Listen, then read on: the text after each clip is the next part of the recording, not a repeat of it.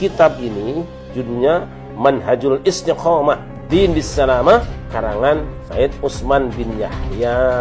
Tentang tuduhan bahwa Utsman bin Yahya itu adalah antek Belanda dan mengeluarkan fatwa haram berjihad melawan Belanda, ini memang saya ketemukan di halaman 22.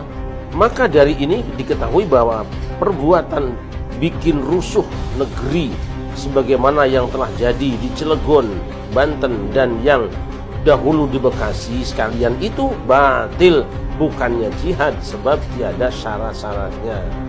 Tapi apakah ini cukup membuktikan bahwa dia menjadi bagian dari Belanda? Saya punya bukunya. Ini buku berasal dari bahasa Belanda. Judulnya Nasihat-Nasihat Snuffelkronje semasa kepegawaiannya kepada pemerintah Hindia Belanda 1889-1936. Studi Islam bersama antara Indonesia dan Belanda. Ini bahasa Belanda diterjemahkan ke dalam bahasa Indonesia.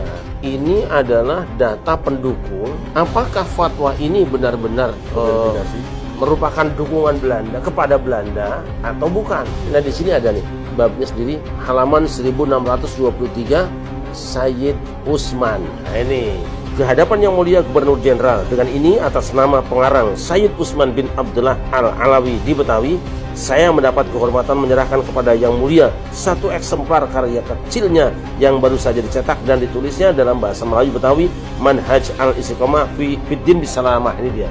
Nanti apakah ini memang merupakan dukungan pada pemerintah Hindia Belanda? Dengarkan saja ini.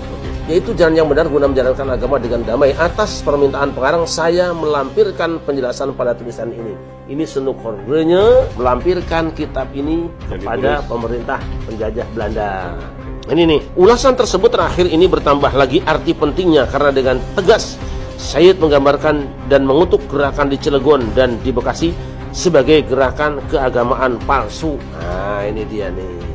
Jadi ini surat kabar gembira dari Snuffelkronje bahwa pemerintah penjajah Belanda dapat dukungan dari Utsman bin Yahya, sehingga pergerakan yang menentang pemerintah Hindia Belanda di Cilegon dan Banten itu dengan bahasa gampangnya bisa.